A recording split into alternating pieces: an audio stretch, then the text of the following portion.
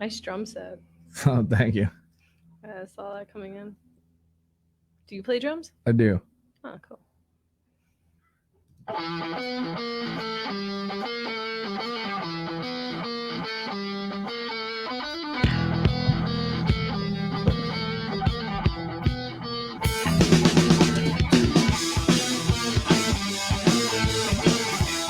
Yeah, it's probably time to drive away. I know.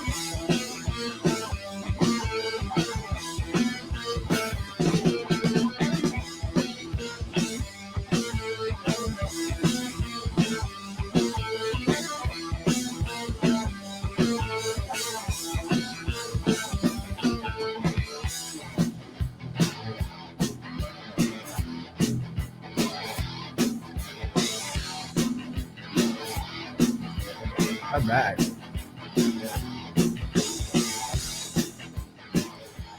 All right, welcome to another episode of Hit the Mics with Ryan D. I, of course, am Ryan D. Yo, and I am Steve Rogers. That's right. And today I'm very excited. We have a very special guest. We have a musician, podcaster, life coach, former adult film star, Felicity Feline. How are you? Hey guys, good. Thanks for having me. Yeah, glad you can make it. Crowd loves it. Crowd's happy about it. We got a first time in studio audience today with Hit the Mics. Well, we're very glad you can make it. I know it was a little confusing at first, but yeah, just weird schedules. It It worked out. turns out we're actually neighbors. That's how weird is that? Yeah, when you said that, I was like, no Yeah. way. People say, when I tell people where I live, they're like, what? Where? Is that in LA? It's like, no, it's outside. Yeah, Like, I know. Yeah. It's I always tell. That's why like people are like, "Are you born and raised in LA?" I'm like, sort of. Yeah, Yeah. close enough, but because not this really. is where I grew up out here. So, and Steve as well. So like, it's, yeah. So people, I'm like, you know where Pasadena's at? It's like by there, kind of. Yeah, Yeah. I just say South Pasadena Yeah. because Yeah. people Pretty are like, much. oh, Yeah. okay. Yeah, well, you live kind of far. It's like, Right. oh no, Yeah. sorry, I just don't live in Hollywood. Right. Yeah. Right. On the west side or whatever. God, I know it's super ridiculous. So, where are you from originally? Long Island. Long Island. Yeah. Wow. When did you come down here? Man, it's like seven years ago. About, yeah. I just, I finished school out there, and there was really no reason for me to stay. Didn't really feel like home ever, So I just, I started going back and forth from LA to New York during my semesters off at school, just networking, getting to know the area, just kind of like starting to build connections. I sold everything I had and just moved out with a suitcase and figured it out, But Well, it's pretty bold. I mean, Yeah, really. what was your main drive to come out here? Was it just music? It's a mix of things. I mean, music, just environment. I feel like there was more like-minded people. There were more opportunities for me, and I just didn't really feel at home in New York. Like Long Island was a great place to grow up, but I didn't really like New York City enough to want to move there, and I definitely wasn't staying on Long Island just because there was really nothing there for me. And I just wanted to kind of start a new life and just, make money, just build. Yeah, get away. Yeah. Yeah. Yeah. I mean, I love my family, but I just kind of had to go do my own thing. Yeah, sometimes, you got to get away from family. I mean, sure. it doesn't mean you don't love them, but Yeah. just like you guys are. Only child? No, I have 3 siblings. Oh, Yeah. So brother, sister. brother, 2 sisters. We're all really close, and we have all great relationships. Like the family thing, it really had nothing to do with me like wanting to run away from my family. I just like had to start a new life. Like there was so much crap going on, like because that was when I started to shoot adult films, and I was getting bullied and like by so many people on my hometown, and like I just wanted to get the hell out. Yeah. That makes sense. Because Long Island's pretty conservative, right? Yeah, especially like where I grew up, for sure. Yeah. So anything like that is a no-go. Yeah. And it was just, I needed to, like you said, be around like-minded people. You don't need the judgment from the people that you grew up with or in the neighborhood. Like, let me just go out and do my thing. Like you said, make money. totally. Yeah. Yeah, but I mean, I have nothing bad to say about Long Island. Like, it was a good place to grow up and represent whatever Strong Right. Island. I mean, But- Long Island gave us Method Man. Strong Island, which that's one of our comments, right? yeah, So- yeah. I mean, like, I'm grateful for where I grew up, but it was just time for me to like spread my wings and start a new life. Yeah. How You know? old were you when you decided to just like pack up and like move to LA? I was like 21-ish. Yeah, like it was Yeah, around that's there. young, but that's not like too young, I think. Like, right? And did you like drop out of school and then move? Was that?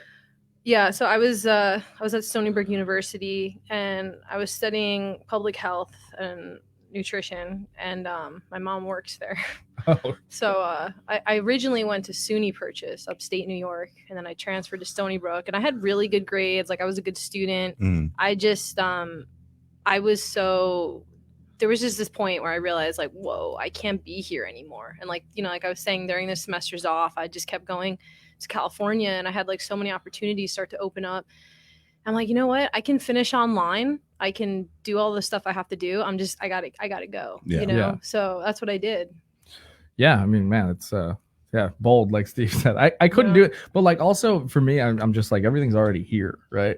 Like I had a friend from Philly that moved, like drove across country to do stand up out here. And he was like, oh yeah, driving across the country was amazing. I think everyone should do it. And I was like, why?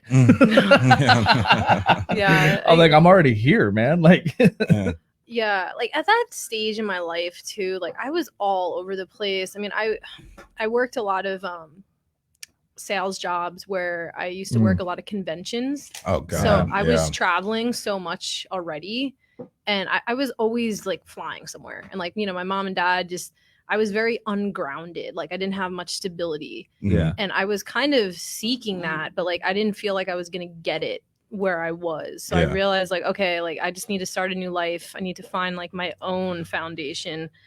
Yeah, and it just also there was like this sense where I had to prove people, like, you know what, fuck y'all, like I'm just gonna go make my own life, and Yeah. you guys will see, like I'm getting out of the safety zone, I'm getting out of my comfort zone, and You're taking a chance. yeah, I'm going to the Wild Yeah. West, and I'm gonna go figure it out.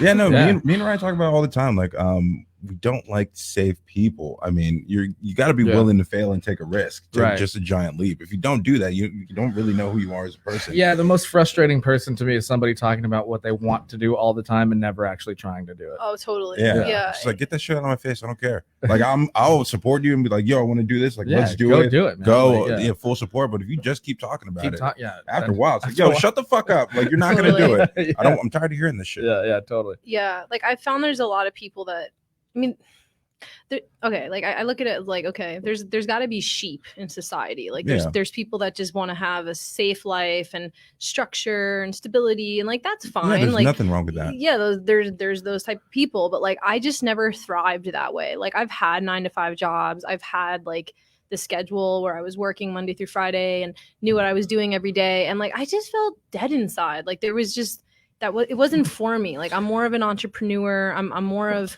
a creator, just someone that thinks and creates and does, and like, but sometimes I struggle with making a structure and keeping a schedule. Like sometimes I wake up, I'm like, okay, like I plan like each day out. Sometimes like I have to work on that.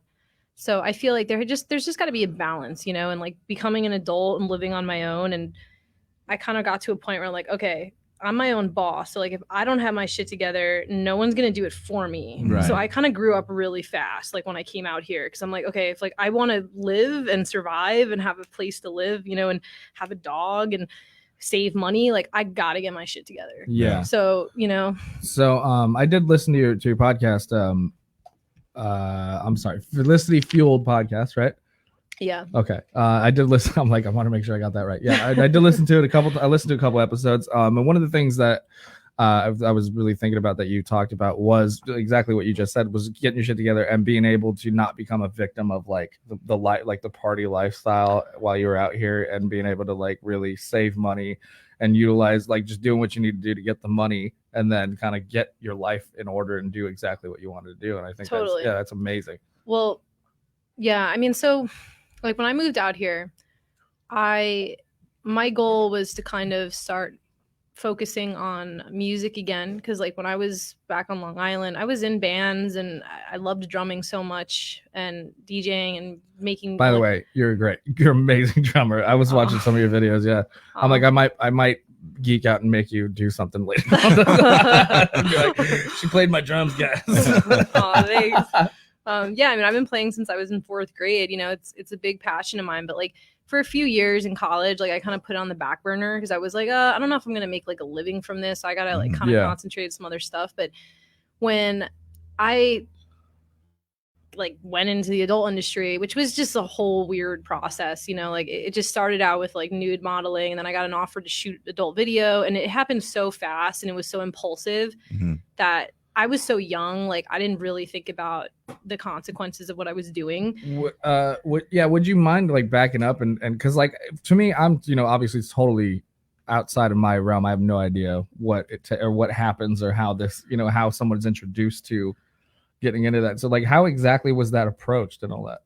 I mean, to sum it up, like I guess the easiest way for me to describe it is like, you know, I was kind of a tomboy growing up, right? Like I played a lot of sports. I was a drummer, I dirt biked, like I was into motorcycles, you know, all that crap. So like I never really felt so much like a girly girl. And then as I was like starting to blossom, because I was a late bloomer, like I didn't get my period till I was 18. Whoa. Holy yeah, shit. Seriously, like super late bloomer. So like when I started to kind of get that like attention and energy, like the feminine side, I sort of got overwhelmed. And like, you know, I was starting to like experiment with modeling and webcamming and dancing and all this stuff. And like I was actually working a car show in San Diego, and I got approached by this guy and like asked, you know, do you do like nude modeling? Do you do adult video? And I'm like, no. And he's like, well, if you ever want to, like, you know, give me his card. And he offered me a lot of money like for my first video, and I just got super impulsive. Like I wanted to buy this motorcycle. But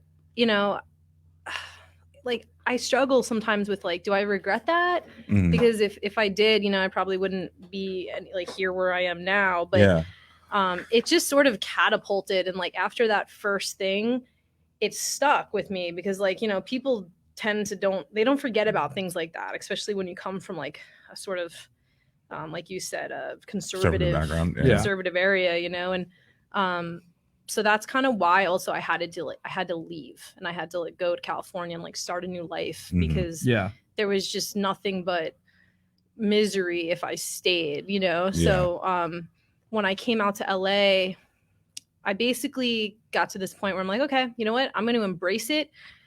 I'm going to accept the fact that like, you know, I did porn, and I'm going to use this in my advantage because like I'm not going to try to hide it under a rock my whole life. And you know, because that's when like the bullying happened. Like when I tried to sort of put it away and think like, okay, you know, I'm just like not going to do that again and I'll just move on with my life, people were harassing me about it. And like the bullying was unreal. Because you tried to hide it, or I mean that makes a lot of sense to me, because like I always say, I'm like, there's no, if you can't be bullied if you have no shame, right? Exactly. Well, it's not even a shame thing. I think it's just like a hypocrisy that sex workers get. Sure. Because we all do things for money, you know, no matter what it is. Some people breathe in coal dust. Let me get up real quick. Go ahead and some people breathe in coal dust for 8 hours a day. You know, other people do other things, but it's just this thing that people want to feel superior by looking down on other people, and sex workers are always those people that people always look down on, and it's sad, but mind your own fucking business. Don't worry about your life. Exactly. I mean, like I can't really say I'm like an advocate for adult work. Like I don't like recommend people get into it, to be honest, you know, but like at the same time, like it was whatever, it was a decision. I was so young, and so I just kind of figured like I got to this crossroads where I'm like, okay, I could embrace this and own it. And say, you know what, fuck you guys, like I don't really care what you think, like I'm gonna go do it and own it and make the most of this. And so that's what I did. But it kind of meant like it kind of meant like leaving everything sort of behind and just going full force. And so when I moved out to LA, I got a lot of work and I was busy, and I just kind of built this sort of what's the word, I guess, just this, I don't want to say like, just I built this sort of new life, you know, where I felt like confident in, and you know, just created like a new threshold of people to support me, and like it just felt like I found my home, you know. Yeah. And I felt safe out in California. Like there was just so much more opportunity here, and that doesn't happen for everyone. Like some people move out and they're like, fuck, I don't know what to do, you know. But I was fortunate because like I had built a lot of connections already. But my goal was to basically like utilize adult until I was stable enough in other areas where I didn't have to do it anymore. Yeah. You know, because like I knew it wasn't my goal to like work in that. It happened. You just used it. You know? Yeah. So it's kind of what happened. So getting out of that and then doing music again, like, can you get into that whole transitional period of like, I mean, I don't want to say trying to like drop, because you're a big advocate of like just embracing what you've done already and then trying to continue on, and like that's not what you want to be branded as. So like, how do you try and compartmentalize all these different things, like something you're known for and something you're trying to be known for? You know what I mean? I mean, I guess I just kind of got to the point where it's like, you know, I'm kind of just a multifaceted entertainer, like, you know, and music was always such a passion. But like what happened, actually, I was pretty lucky because like when I moved out here, I mean, I was kind of like struggling in the beginning, like just saving money. And actually my license was revoked when I moved out to California. Like I had lost my license in New York because of this motorcycle incident. Uh-oh. So the first like 10 grand I made, I had to pay to the DMV. So like literally it was fucking terrible, you know? And like I was just crashing on like my friends' couches and like living out of a suitcase. Like, man, it was a struggle, you know? But I just kept like knowing, I'm okay, I know what I want. I'm going to get there. Like I'm going to get stability.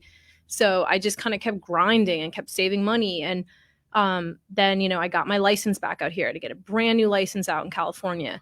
Had to retake all my driver's tests. Like, you know, it was so annoying, but like, I just was so determined to kind of get my shit together. Yeah. And from there, I was living with a friend, like renting a room out at one point. And then I jammed with one of my friends because I used to go to this studio, like Amp in North Hollywood. Yeah, I used to go there. Like I lived in Woodland Hills for the first few years. Yeesh. And I had no car yet, like the first year. So I would walk to the Orange Line, like at the Warner Center in Woodland Hills. I'd walk like a mile there, get on the bus, go to Amp, just practice and by myself. And then I would, you know, take the bus back and walk back home. And like, I just did that religiously. It kind of got my chops up, and then jammed with my friend. And he was living in this house in Woodland Hills. It was kind of like this really cool mansion. And the landlord was this old guy from the Bronx named Tommy. And he was so cool. And he basically offered me a room after like the first day I met him. Cause I told him like, hey, like you have any like extra rooms in here, you know? Yeah. And cause he had a drum set, he had like every fucking instrument you could imagine, like in his house. And he offered you a room? Yeah. But it was in the attic. It was in the attic. Still. I'm not a lady, but like if I met some dude and he's like, oh yeah, you can move into the attic. Like, bro, no, I'm gonna get murdered. Thanks, but no thanks. I appreciate the offer. But I mean, like at that point in my life, like I was so just like living out of the seat of my pants. Like I was just like, okay. But also living in LA, getting any fucking room. I mean, yeah, but you'll take anything. For the first like 6 months, he it was more like 7 months, 8 months, like a little under a year. He let me live in the attic for free as long as I cleaned the house, I did the dishes, and I made him hash. So I lived in this fucking house. I mean, that sounds like a great deal, but it still sounds sketchy. I mean, you're here, you're alive.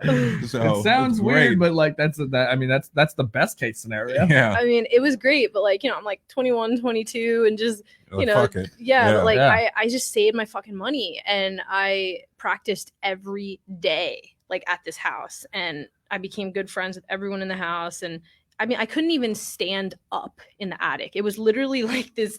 It was like 5 feet and a bed and a skylight. And like Harry Potter living under the stairs. Seriously, like it no air conditioning. Like it was so fucking hot, you know, but whatever. I was like grin and bear, you know, I'm like, I'm going to do this.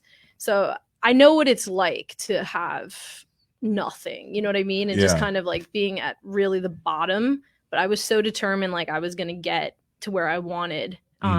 So I just saved my money. And then eventually like I found a guest house that was like a mile away. I moved all my stuff in there. I lived there for like a year, and then I joined a couple of bands. I started playing more, and then it just kind of all happened after that. Then like I moved again into another house in Sherman Oaks, and I split a house with my roommate then, and he was a pianist, and like I got a new drum set, and like it was just everything kind of evolved, but like it just started getting like better and better, more stable, and then I mean, so like that's kind of how I got really back into drumming. And I was in this metal band for like 2.5 years, and then I recently quit them. Like, that's the one that we saw that was the Solar Haze TC. That what was it? Fucking, what was the name? TC Boyles, right? No, it's T Boyles. No, it was at Kings Row. Yeah. Okay. Yeah. We were Ancient Fears. Yeah, that's what I thought. Okay. Yeah. Yeah. So I was with them for a while, and like they were like my best friends. We were like a family, but it's just I was kind of outgrowing them, and like nothing against them. It's just I was kind of going a different direction, and it was taking too long to like finish this EP, and they were all broke, and it was just like that's what's always hard about, like, I mean, I've been in a few bands myself too, but it's like now at this point, I play just for fun, I was doing the whole Hollywood thing for a long time, trying to be in a band and stuff up until I started doing stand up, and then I was like, well, fuck this. I can make money by myself. Yeah. Like, I'm not gonna worry about anyone I don't have to worry about anybody else's ego or schedule. I could just do this on my own. So totally. So eventually my singer gave me like an ultimatum, and that's where I was like, okay, well, I'm out. Like, yeah. But no, I get it. I mean, it's like it's so hard with so many different people and so many different attitudes and so many. It's so difficult to find like a core group of people you can work with. Yeah, I mean, like it was great for a while. It's just, I was starting to get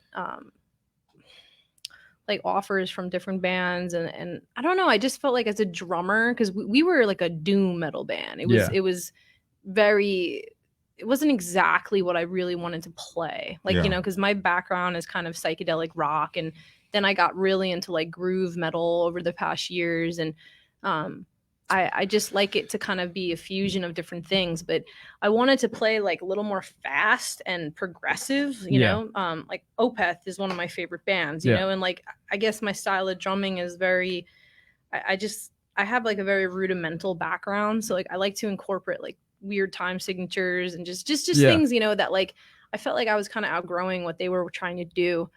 And so, I left, and then the day after I quit, the recording artist, the engineer that did our single, he had asked me like when we were in the studio, like, hey, Felicity, do you ever play with other bands? And I said, yeah, I mean, just let me know, because he was in this older band, Distorted Pony. They were like this old psych rock band, and they stopped playing together after recording an album with Steve Albini. They broke up, and they were doing really good. Like they were opening up for Nirvana and like Jane's Addiction and, these now huge bands, but they would have totally been huge, I bet, if they didn't break up. And so he asked if I could learn like 13 songs in a month, because they were doing this like little festival in Texas where their singer is. And I said, yeah, let's do it, and so I got that gig, and like, it just kind of, I don't know, like, musically, I just sort of kept pushing myself and putting myself in different situations, and then I got more into producing electronic music, like on Ableton, I love doing that, and just more DJing and stuff. So like, I love music, and if I can make a living from it and like make money from it, great. But I'm also realistic about it. Yeah. You know what I mean? Like, that's why working in the adult industry was kind of, it was feasible because like I was able to have a super flexible schedule and make money that like was good money, you know, but like I didn't have to commit to like a job really, so it worked for what it was. And now like I can kind of just be my own boss and make my own schedule. So I'm, and just focus more on nutrition and like doing that stuff. So. Yeah. So where does the life coach come in? Like the life coaching? So it's actually, I finished an online program. So like I'm a certified nutrition counselor now, know? So it's great because like now I can professionally like see clients for nutrition, and, there's like aspects of life coaching too. And I guess in it, but, I've had like my own journey in health and nutrition with my own body and like my own, health issues. So like I just love the fact that like I could help other people reach their optimal level of self. You know, that's kind of how I look at it. So I just always wanted to work, and honestly, like one of my biggest like passions is helping other people like feel healthier and good about themselves, you know? So it doesn't even feel like work when I do that. I love it, you know? And then I almost have my yoga certification done so I can teach yoga. And then I'll have my personal fitness trainer certification done too in the next couple of months. So I've just been using COVID to like do everything. Yeah, exactly. Absolutely. Yeah, just hammer out these like online certifications. It's hard. They're really hard, but I mean, it's whatever. Like I have the time to do it now, you know? So yeah.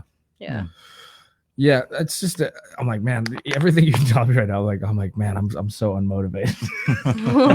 Like you're knocking it out of the park with everything you're doing, but I don't I think one of the things that the life coaching thing that we were talking about was it's like I'm noticing like a lot on your like doing your podcast and doing like your Instagram videos and your like YouTube videos. There's a lot of just like real genuine honesty, and I think that's what's important for anybody actually like watching or listening to anybody, you know what I mean? It's just being honest with your feelings and you know thoughts and stuff, you know what I mean, which is like, I mean, not to, I guess maybe I'm comparing the two, but like that's why I love talking and hanging out with comedians and stuff, because like I mean we can sit here and joke about our trauma totally. like all night long, you know what I mean? But we're still talking about it and engaging it, you know, and embracing it. Yeah, and I think some of the funniest comedians are the ones that can make fun of themselves, and you know they're comfortable doing that because like people can relate, you know. Like I feel like that's the whole thing, you know. I got to a point where it's like I have nothing to prove. Like I have nothing to prove to anyone. Like I am who I am. Yeah. I'm living my life. I'm not trying to win people over. Like I'm just speaking from my heart. If people like it, great. You know, if they don't, like okay. You know, I'm not trying to force anyone to feel a certain way or do things. Like I just kind of like to create positive reinforcement for people and just, you know, opportunities for people to kind of like live a better life. Like that's all I really want, you know? Yeah, absolutely. I mean, there's just so much like negativity in the world already. Like I don't really want to add to it, you know? And especially now. Yeah, it's just crazy. Yeah, and it's like, and it's also for me, I don't know, I'm obviously guilty of it, like, but like I can't stand hanging out with people who complain all the time, you know what I mean? Like especially when it's like when it's easy like problems, easy solutions, or when you're trying to help and it's always just an excuse after an excuse after an excuse of like why I can't do what you're telling me to do. Yeah, you know? Totally. And you know, okay, like coming from New York, this is one thing I've noticed a lot. I mean, not just because I'm from New York, you know, but I guess the way I was raised too. My family is very like motivated and high energy, and it's competitive, you know, and like I was an athlete my whole life, and I grew up in a very competitive household, like a lot of love, a lot of fun, but it was super competitive. And I kind of just realized like there's no point for me to complain. Like even as a kid, you know, we were never spoiled or told. Oh, you're hold up. Lemmy's out. How did he get out? I don't know. Probably let of him, but I'll put him back inside just in case we don't have anything. Oh, he's so cute. But what were you saying? I'm sorry. Like that threw me off. He's so cute. I love bulldogs.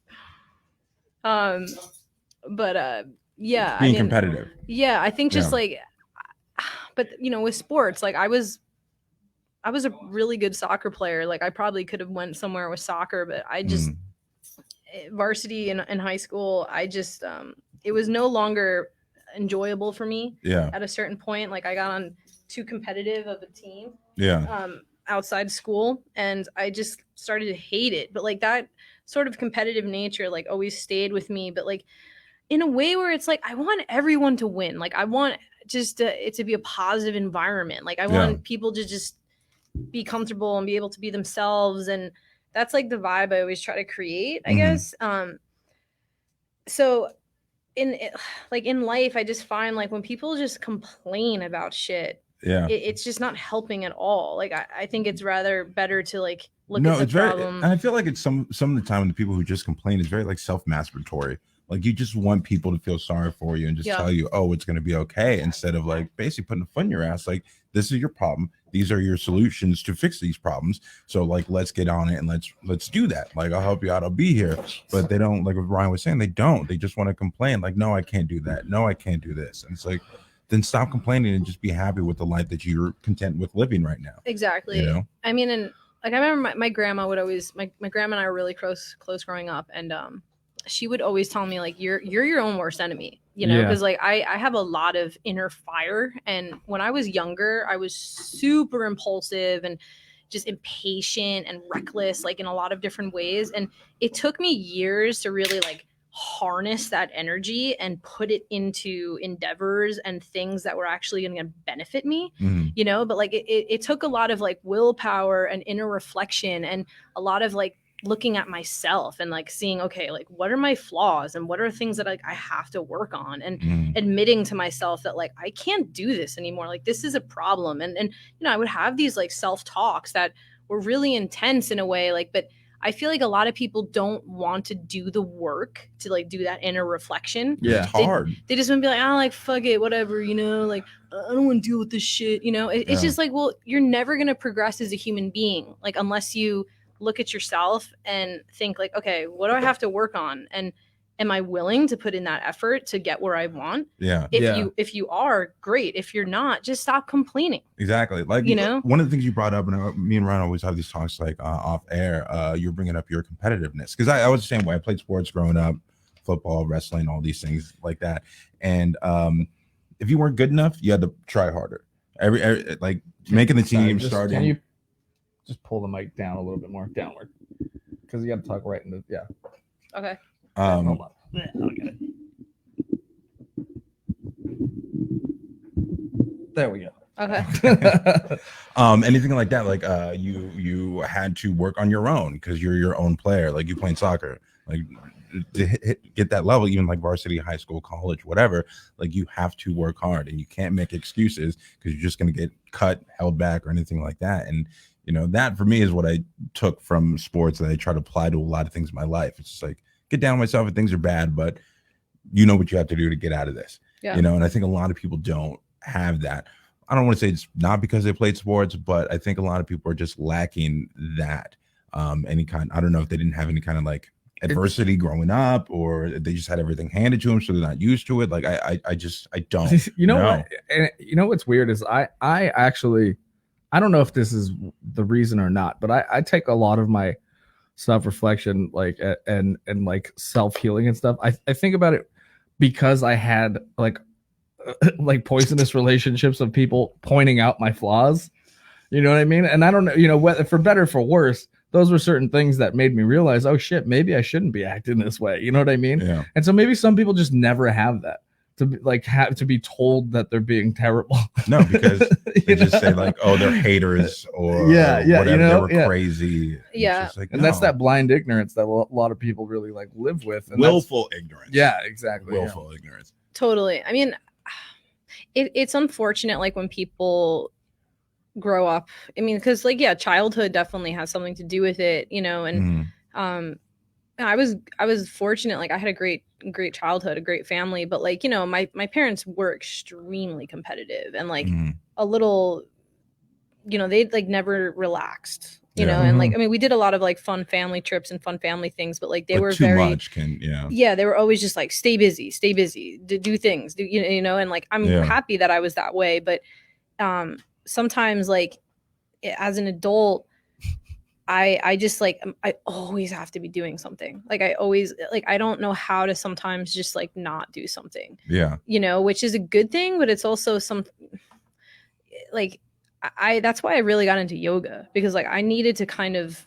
channel like a more restorative, calm energy, like that, to kind of bring me back and like balance out my fire, you know, because sometimes like I'll just go and go and go and go, and then I burn myself out. You know, so like I'm definitely not perfect, and like I have like a lot of things that I work on continuously, but I've just like developed a big awareness of myself. Like I know what I have to work on, and I know like things that I constantly have to be like in tune with, because I am my own worst enemy. You know, and I think that's just like how people should see it. Like they should just like not look at it as like, oh, I'm a failure or I'm not good enough. It's like, no, like you are, and everyone has like the ability to be the best person they can be, but you have to like have awareness of what you should work on and what your potential flaws are, you know, and like how can I make those better? Yeah. But also don't be afraid to fail. You're going to fail. Number one, inevitable. Number one, you're gonna fall flat on your face and fail that's when why, you try something. I mean, again, not to bring it all back to stand up, all like I keep doing, but it's like that's why I encourage people. I encourage people to like try and do an open mic. I'm like, because that humbling feeling of just eating shit in front of people when you think you're funny is like that is a real you become self-aware really fast. Yeah, I mean, comedy, oh man, like I give so many comedians credit because like that is, you know, at least like as a musician, you're using the instrument, like, you know, you have something that you're working off of. You have something to blame. Yeah, I mean, like, you know, I played so many shows where like, you know, something technical goes wrong and it's like, well, that's why we sounded like shit, you know? But or like whatever, you know, like I fuck up at a show, like, okay, I fucked up, you know, I dropped my sticks, like whatever, like it happens, you know, but you live and learn. But like a comedian, like if you tank or you freeze or like something happens, like you are there and vulnerable and and you got to live in it. Yeah, and I'm like, but not all comedians like just blame it on themselves. Some like, oh, that fucking crowd sucked. Yeah, or there's still those assholes that make up excuses. Well, here's the thing: is sometimes it is that way for real. It really is, and you can't just. But that, I mean, you know, I'm like, there's been times definitely for me where I've been like, okay, I just did the exact same set 2 shows in a row, and then the late show really hated it, and I did it the exact same way. Yeah, and I'm like, maybe that just wasn't my crowd. You know what I mean? Like, yeah. I think it's like energy too, you know. I mean, that too. Yeah. If you're not feeling it like 100%, like it can show, you know. And like sometimes if you're not like putting out your best vibe, like the audience feels it, and you know, I mean, it's I guess it's like that with any entertainment. I mean, and it sucks because like sometimes, and I mean, I can relate to this in a way because like. I forget I live by an airport, so here comes a helicopter. Oh yeah, the El Monte Airport. Yep. Yeah. I mean, I think a lot of people are afraid of being vulnerable. Like that's a big thing. Like they're afraid to kind of expose themselves and to be in a position where they're going to get judged. Yeah. And I mean, I've never really been afraid of that, like entirely. I mean, certain aspects of my life, sure, but like. I've found that like the only way I'm going to grow and learn is to put myself in situations where I'm vulnerable and I'm uncomfortable. And I mean, the adult industry was like, it was definitely like that for me, you know, because like I put myself in a lot of vulnerable positions where, you know, later on, like the world can see it, you know, and everyone's judging me, you know, so like that was. Sometimes that's like hard to stomach, but it like taught me to really be thick-skinned and to just be comfortable with who I am as a person, you know. But there's definitely things that like I wish I could take back. And I'm just like, what the fuck? Why did I do that? You know, it's like it was not worth the money, you know? Yeah. And I made like a couple of YouTube videos that they did like pretty well as far as like engagement and just about like things people should know before getting into the adult industry and like scenes that I really kind of regretted. And I wish that like people should think twice before they do something on camera that's going to be out there. Yeah. Because like, you know, maybe you just do that in your own privacy. Like you don't have to show it to the world, you know, because like later on you might really regret it. And you know, so just like things to think about, I guess. Like, I mean, it's smart. I mean, just like you said, letting people know what they're in for, like because everyone has a like people who dress like dogs and wear tails and stuff. I don't think everyone needs to know that. I don't know. That's like, you know, that stuff that they put on like TLC and shit. People who dress like, you know, they dress like horses and pull. Sometimes maybe not let the world know. Yeah. Oh, man. I mean, it's like the same thing. Okay, like if you're in an argument with someone and you know you love them and you care about this person, but then you just lose your temper and like you say shit that you really wish you didn't say, and like, but you're so heated and you're not. Why are you looking at me? We've had these talks. Yeah, well, I mean, you've gotten better. You're speaking exactly my language right now. I know. Yeah, I mean, and this is coming from someone that like I I have the ability to be a hothead. Like I definitely can get, I used to have a really bad temper, like when I was in high school, and I had a lot of anger issues, but they were all coming from like my own insecurities, you know? And it took me, that was like the turning point, I think, in my life, like maturity, because I realized like, okay, the way I'm acting out towards people and like being, you know, mean and yelling and violent and like all this stuff that I was doing, being all defiant, it was because like I was insecure in my own skin. And so like when I kind of accepted that, like, okay, I need to like be in love with myself. And as soon as like I kind of went on that inner journey in a sense, which was, you know, work, but that's when I kind of like freed myself of all that anger, like, you know, all that built up tension and like the animosity I was like constantly holding towards. It's also, I think it's also shaking yourself of people who bring that out of you too, right? There's a lot of negative people who love keeping you like, you know, love pointing out your flaws because they know that's how they can keep you in check and keep you. Well, also deflecting from their own insecurities and projection, like you were saying, you know? Oh my God, yes. I mean, like today I just posted, I just posted something about that, where it's like a lot of bullies and people that are insecure about themselves, they will completely project their own issues onto you. Like even if like, okay, you're in a relationship with someone and every time like you kind of get into an argument, they say things to really bring you down that aren't even really relevant, but like they'll go out of their way to say something because like they're just trying to project their issues onto you. And they don't want to just be like, hey, I'm really like, I'm sorry, I'm just really angry right now because XYZ. Like they can't admit that they're struggling with something. So I would not know anything about what you're talking about. I mean, you know, I don't know. Like when I've been in a few like gnarly relationships where, you know, there was a lot of guilt and shame, like things that were like put out to just bring me down and like stifle my love of life because they were just miserable, you know. And the thing I really struggled with is like, I really want to fix people. And like, that's something I have to stop because it's like, I'm not responsible for fixing someone. Like you can help them and you can do the right thing and hope that like they learn from that. But we have a live comment actually. But you can't change anyone. We have a comment from our friend and rapper Scribble. He said, Jesus, he said, I once broke a kid's arm just because he had a mullet in 4th grade. Oh my God. And he's like, you don't realize the psychology of the moment. It takes time and lots of life experiences to see the truth. Jesus, dude. Jesus, man. Totally. I hope you. Did your dad like give you a mullet when you were in 1st grade and you're just holding on to mullets. Oh my God, that's funny. Seeing that kid in 4th grade reminded you of your parents forcing you to get that haircut. He's like, God damn, my Uncle Jimmy always had a mullet and cigarettes and he smacked me around. Fuck. Yeah. Anyway, I mean, I'm sorry. Go ahead. No, I feel like a lot of kids there's, you know, a lot of bullying happens, especially now, oh my God, with like social media and the internet and like, but a lot of kids, like they're going through their issues, you know, but I mean, fortunately, when I was a kid, like there was only one period of my life where I like kind of bullied someone. And I remember it was this girl in middle school and she played the flute and, she was really overweight. Fucking nerd. Yeah, she was really overweight and like she was really round. And I used to call her Meatball.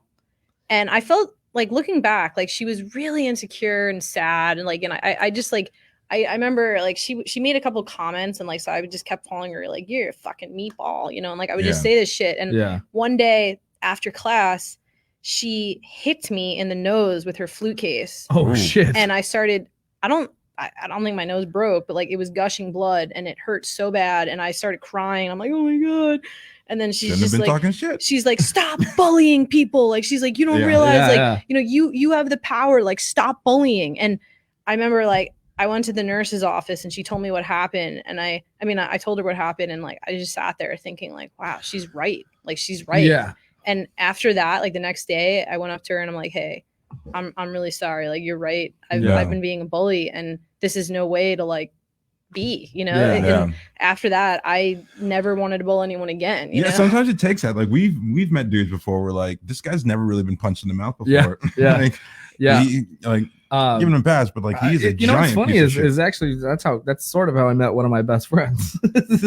He hit me in the face with a book. My friend Paul. Paul, He made my nose bleed at school, and then he apologized and felt really bad about it, and then we became really good friends. Wow, that's funny.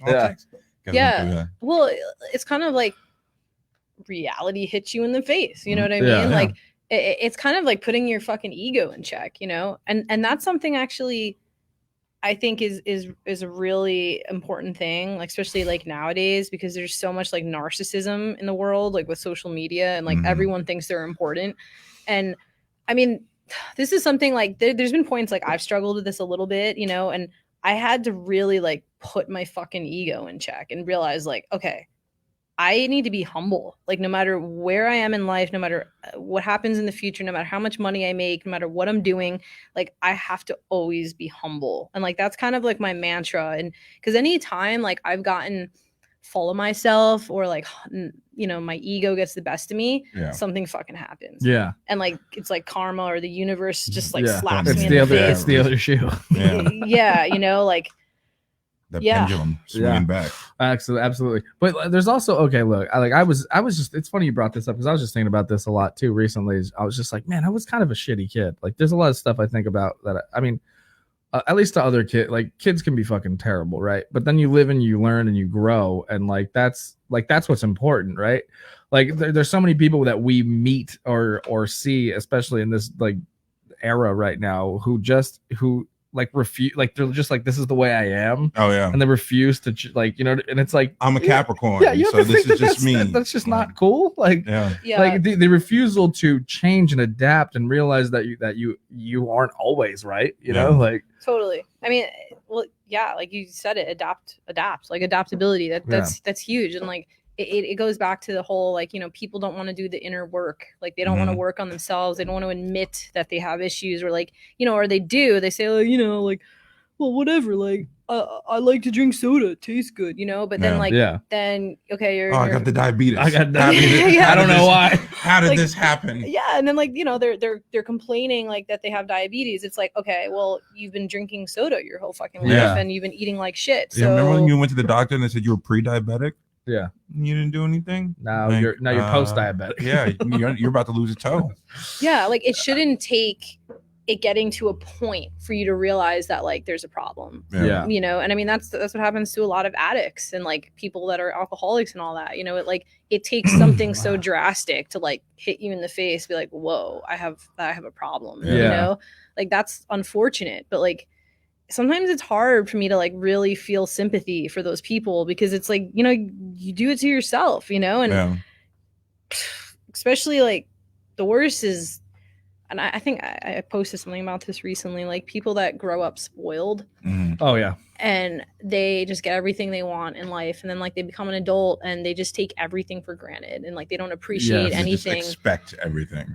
Like those are the worst people, you know? And it's just like, if you're, it's a blessing if you grow up like and are fortunate to have a good life. Like that's great. But like you should be a good person because of that. Like, you know, you should want to like help other people. But it's free and easy. Yeah. Like, be a good I think person. that's that has a lot to do with their upbringing though too. Yeah, like, you know, it's like, you know, like for me, I don't know. I didn't have much growing up, but like I feel blessed for what I had. You know what I mean? Yeah.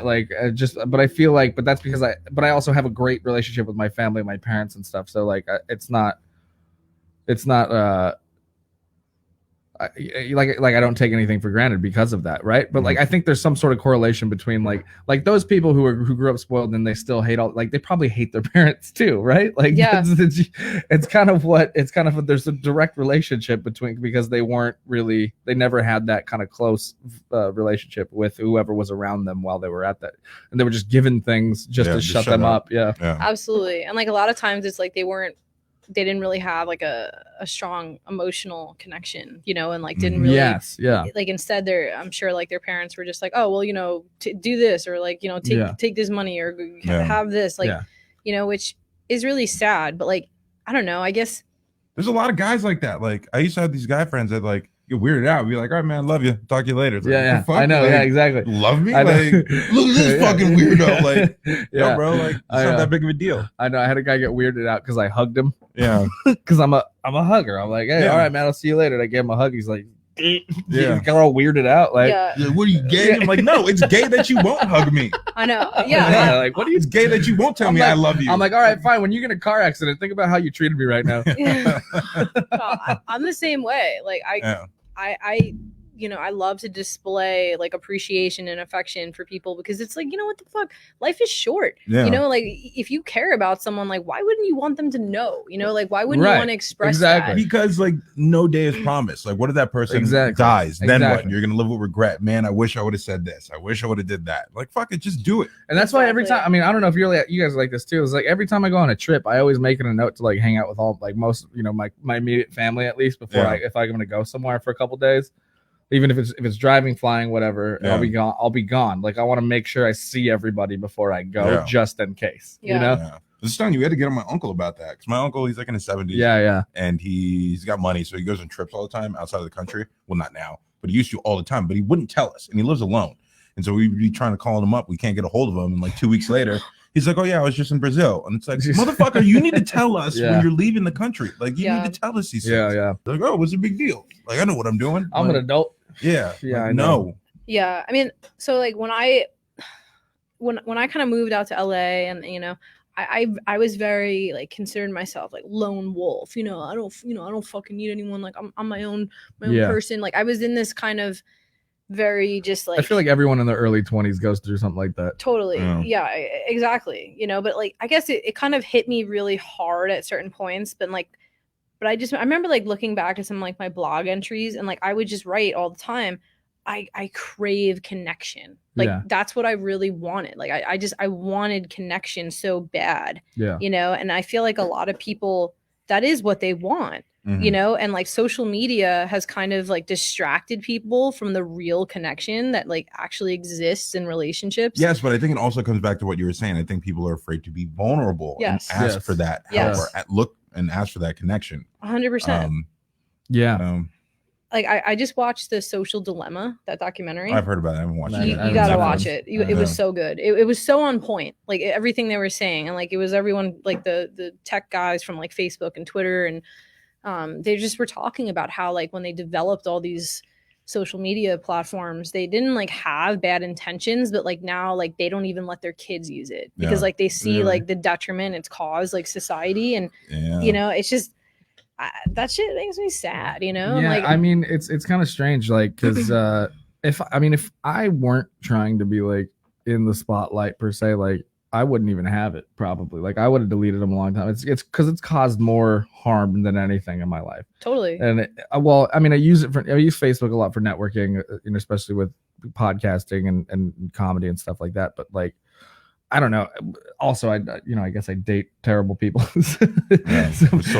Social media is just always just like it's always a fiery pit of just madness all the time, and it's always like an excuse for fights too. No, totally. I mean, I've had a weird like relationship with social media because it's like I need it like as a tool. Like I do. I need it like to get work, to promote myself, to promote the bands, to promote music, all that shit. Like it's an important aspect like of my professional life. But at the same time, like I really try to kind of have a separation from it where like, I'll do posts, I'll do certain things, but then I'm like off. Like I don't spend hours scrolling and looking at other people's shit. Like, I mean, that's one thing like actually I'm probably ignorant about. Like I don't really like look at other people's stuff very often. Well, you're not on TikTok.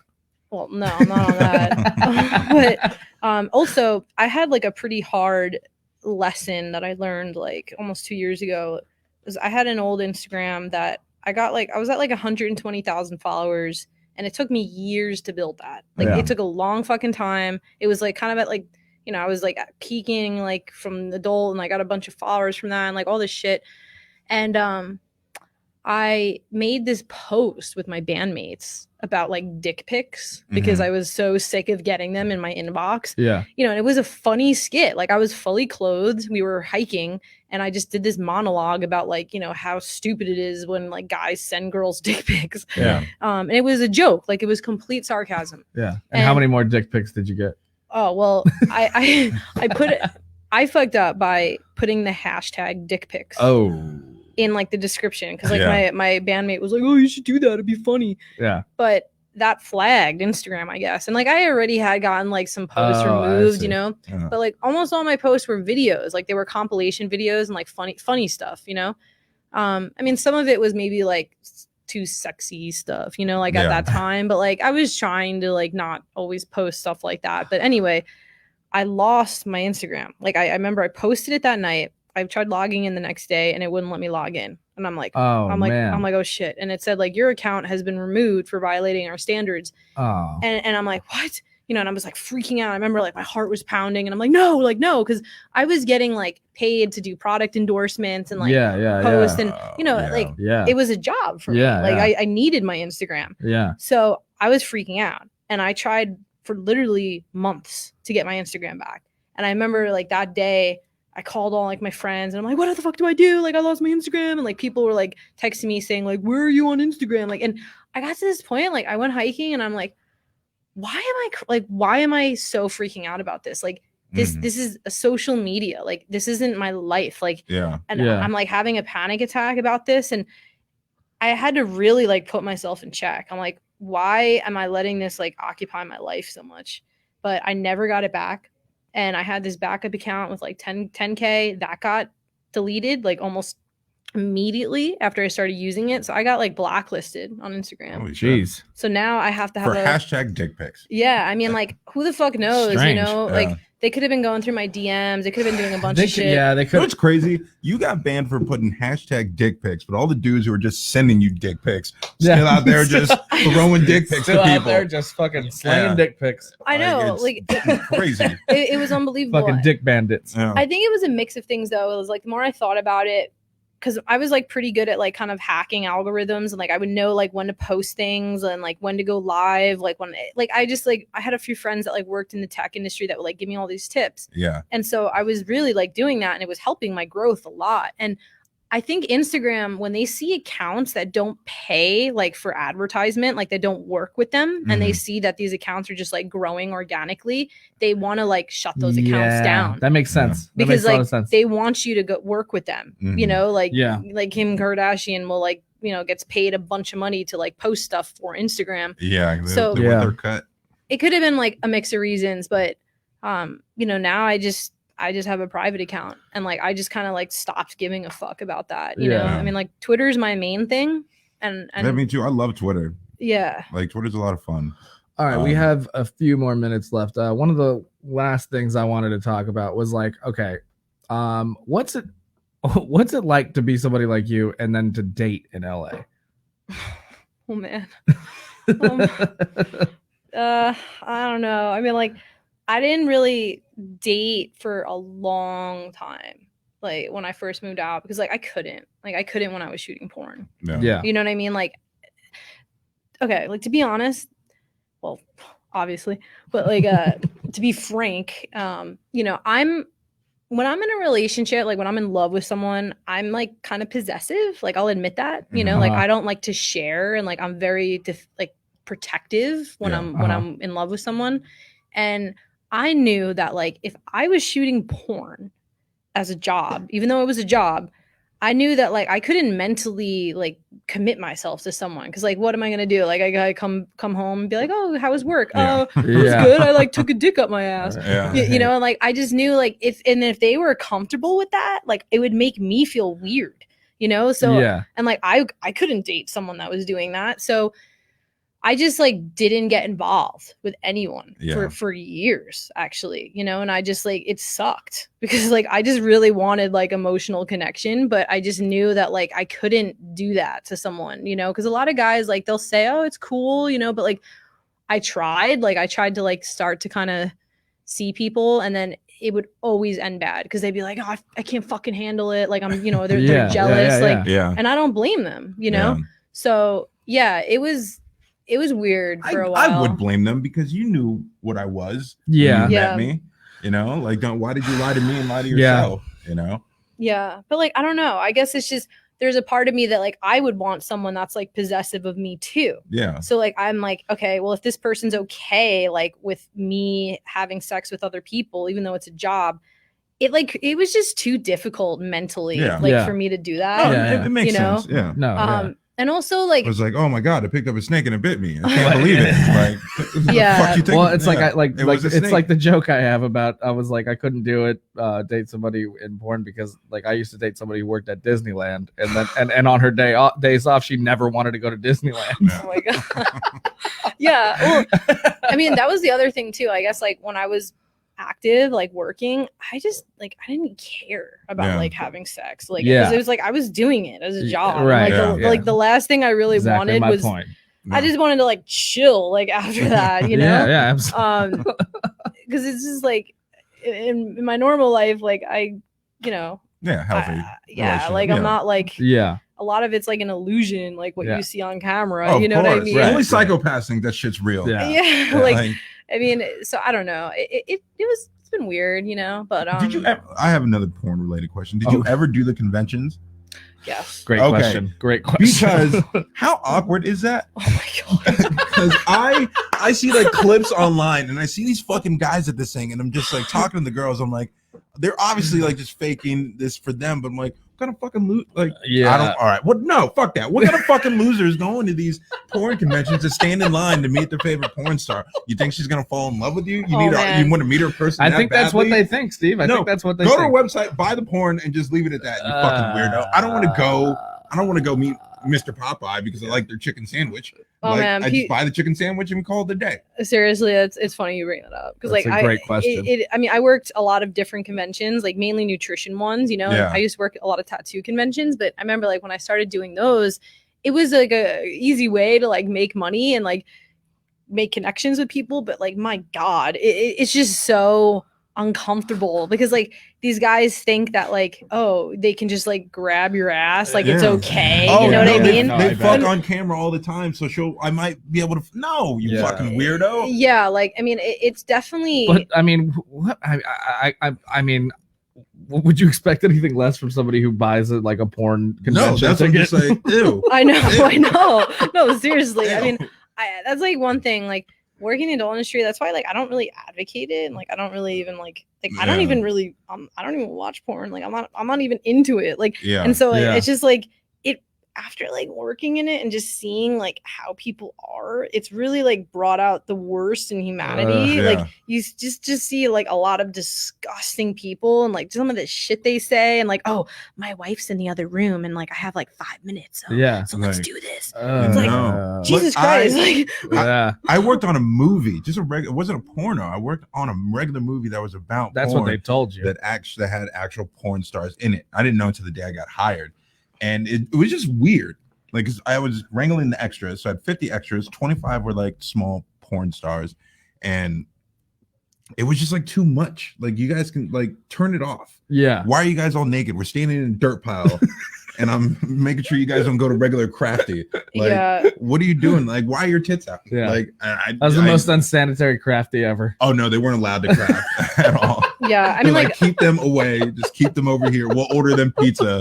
And I'm like, all right, I got it. Yeah, but like I don't want to sound like some born again Christian or anything, but it's just like I really like after working in the industry, like can honestly say I think it's like caused a lot more harm than good. Like it's like created addiction and like these unrealistic expectations and it's just like people need. Your dog's getting chased out front. Oh, I know. There's another dog there. Yeah, people need to have self-control. No, like, that's you want to go get it and we'll keep talking. Yeah. No, that's the thing. Like I think not just with porn, but like any kind of addiction. I think a lot of like the guys that go to the porn conventions to meet the porn stars, like they don't understand that it's not real. Like none of this is real. Like and they allow it to take over their lives, and it's sad, but fucking weird. Like, bro, go outside, go talk to a real person, take a shower first. Yeah.